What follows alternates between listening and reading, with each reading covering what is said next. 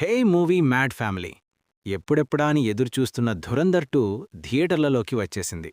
మరి సినిమా హిట్టా ఫ్లాపా? దాదాపు 4 గంటలున్న ఈ మూవీ బోర్ కొడుతుందా లేక బాక్సాఫీస్ని బద్దలు కొడుతుందా చూద్దాం.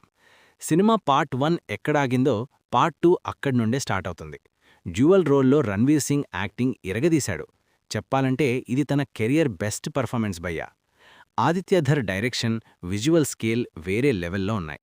ఆర్ మాధవన్, సంజయ్ దత్ మరియు అర్జున్ రాంపాల్ తమ రోల్స్లో చించేశారు. బీజిఎం మాత్రం థియేటర్లో గూస్ బంప్స్ తెప్పిస్తుంది. మైనస్ పాయింట్స్ ఏంటంటే సినిమా లెంత్ 3 గంటల 50 నిమిషాలుంది.